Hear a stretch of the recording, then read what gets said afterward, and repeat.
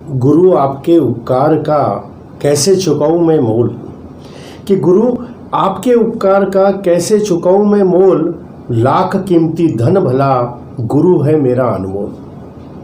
आइए आज मैं आपको ऐसे स्थान पर ले चलता हूँ, एक ऐसे अनूठे स्थान पर ले चलता हूँ जहाँ देखने के बाद आप स्वयं नतमस्तक हो जाओगे। श्री गगनगिरी महाराज आश्रम खोपोली, बॉम्बे से बिल्कुल करीब, बॉम्बे पूना रोड पर स्थित खोपोली का यह आश्रम श्री गगनगिरी महाराज आश्रम बहुत सुंदर आश्रम, जिसके बगल से कल कल बहती पाताल गंगा नदी, और यह बहुत बड़ा विशाल आश्रम काफी दिनों से मन में था। काफी सुना था इस आश्रम के बारे में, यहाँ के सौंदर्य के बारे में काफी सुना था, मन में था। मैं, कविता, अभिषेक और सर्वेश हम चल पड़े गगनगिरी महाराज के इस आश्रम में उस प्रसन्न स्थान के दर्शन करने के लिए। बहुत सुंदर यह मंदिर बना हुआ है। जब हम अंदर प्रवेश करते हैं तो एक अनूठी अनुभूति होती है।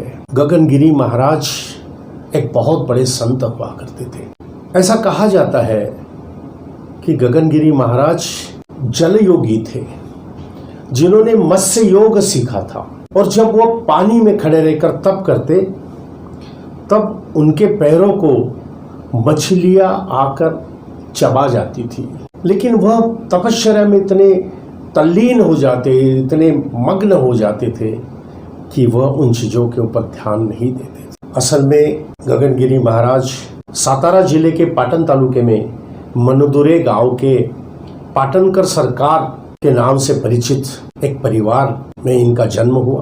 पिता गणपतराव, आई विठाबाई, यह उनके माता पिता थे।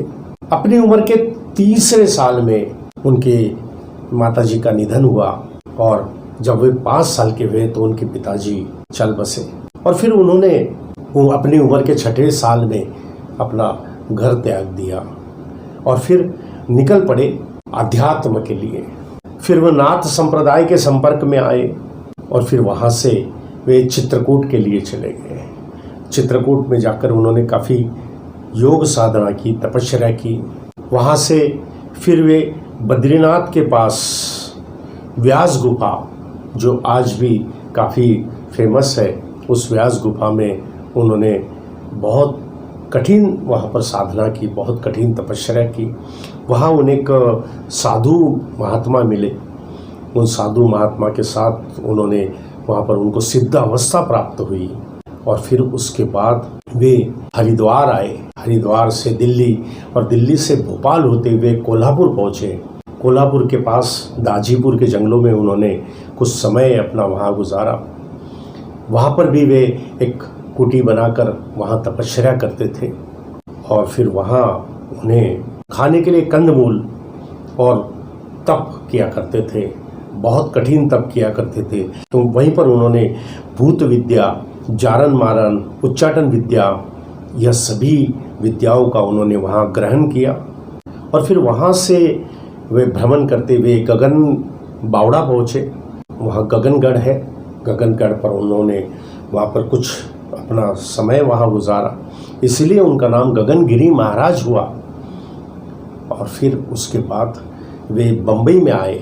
बम्बई में वाल्केश्वर के पास वहाँ पर वो रहे।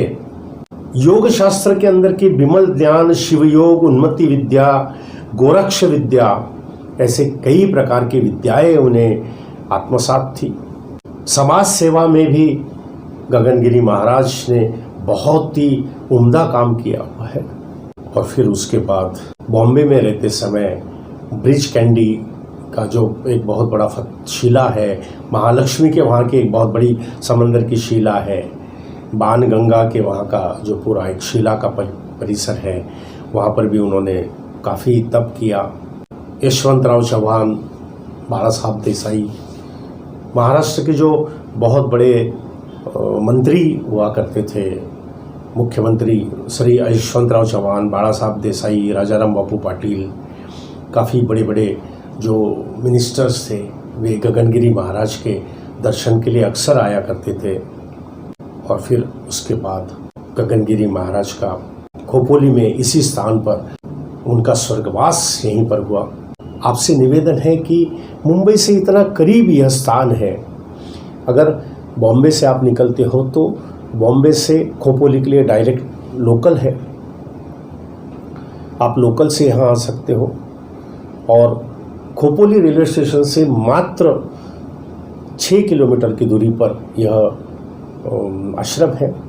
इस आश्रम पे आप जरूर आइए। यहाँ पर ऊपर में एक गुफा बनी हुई है। ऐसा कहा जाता है कि उस गुफा में गगनगिरी महाराज तपस्या किया करते थे। यहाँ जब हम पहुँचे तो यहाँ हमें गगनगिरी महाराज आश्रम के मुख्य आचार्य जी, उन्हें मिलने का हमें योग आया। हम उन्हें मिले, उनके दर्शन किए और उन्होंने गगनगिरी महाराज के बारे में हमें बहुत कुछ बताया। हम सुनकर धन्य धन्य हो गए। ऐसे साधु महात्मा, ऐसे योगी पुरुष कि जिसका बखान नहीं कर सकते, जिनके बारे में हम कुछ भी बखान नहीं कर सकते। यहाँ एक और चीज़ मुझे देखने में आई कि यहाँ सफाई का विशेष ध्यान रखा जाता है।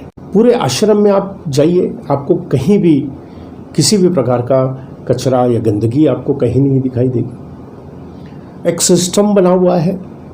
यहाँ पर भोजन की व्यवस्था है, प्रसाद के रूप में दिया जाता है। और एक और सिस्टम यहाँ पर दिखाई दी कि आपका भोजन होने के बाद आपको आपकी थाली अपने हाथों से धोकर रखना है। तो हम कर्मयोगी बन जाते हैं। और क्यों ना हो, हम इन ज्ञान योगी के आश्रम में जा रहे हैं, ज्ञान योगी के चरणों में जा रहे हैं, तो हमें कुछ ना कुछ तो वहाँ से ग्रहण करना होगा, कुछ ना कुछ तो वहाँ से लेकर आना होगा। यहाँ का शिवलिंग जो है वह पूरी तरह पत्थर से बना हुआ शिवलिंग है, अद्भुत है। गार्डन बहुत बढ़िया है, बहुत सुंदर गार्डन यहाँ पर बना हुआ है। और यह सब देखने के बाद मन बहुत प्रसन्न होता है। बॉम्बे पुणे रोड पर स्थित यह जो गगनगिरी महाराज का जो आश्रम है, पुराना जो बॉम्बे पुणे पुराना हाईवे है, उस हाईवे से आप जाते हो तो खोपोली क्रॉस करने के बस मात्र 5 किलोमीटर दूरी पर आपको यह आश्रम बाई ओर लगेगा। पुणे से अगर आप आते हो तो लोनावला के बाद खोपोली आकर इस आश्रम में आप जा सकते हो। महाराष्ट्र के अंदर खोपोली आप किसी भी साल के 12 महीने के किसी भी महीने में किसी भी दिन इस आश्रम में आ सकते हो। बारिश के दिनों में यहाँ का सौंदर्य देखने जैसा होता है। यहाँ प्रवाहित होते हुए झरने आपका मन मोहित कर लेते हैं। इस प्रकार हमने गगनगिरी महाराज के उस सुंदर मंदिर को अपने दिल में संजोया और फिर लौट पड़े फिर से बॉम्बे के लिए, खारघर के लिए। जय गगनगिरी।